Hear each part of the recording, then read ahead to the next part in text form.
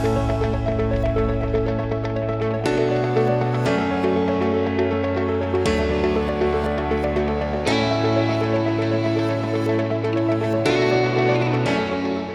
I am Dr. Eli Kolberg from Unlimited Robotics.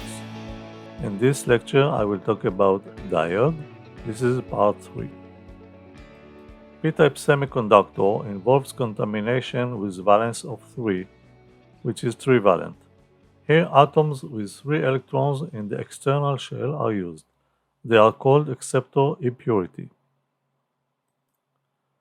The common materials for this purpose are aluminum, boron, or indium. They have only 3 valence electrons available in the outermost shell. In this case, the impure semiconductor will have excess holes. The holes are positive charge carriers. It makes the lattice positive charged. Where there is a hole, an electron is attracted to it. It will try to reach and fill the hole. In this situation, the electron that filled the hole left another hole behind it. That in turn attracts another electron that creates a hole behind it as well, and so forth. This looks like the holes move as positive charges through the crystal lattice. This holes movement brings to a shortage of electrons in the silicon. It turns the impure lattice to a positive pole.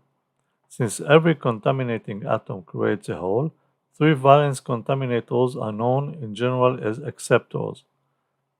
It stems from the fact that they accept a consecutive flow of 3 excess electrons. The boron atom is commonly used as a 3 valence contaminator. It has 5 electrons that are arranged in 2 energy levels around the nucleus. It has 3 electrons in its outermost energy level, as appears in next figure.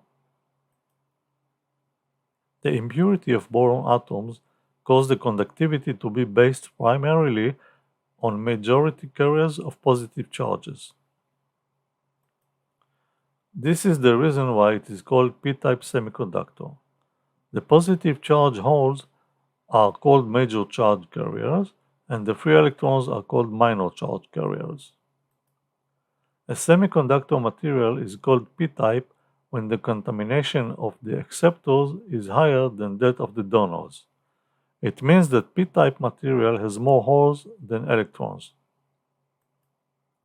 Next figure presents p-type semiconductor impure by a boron atom.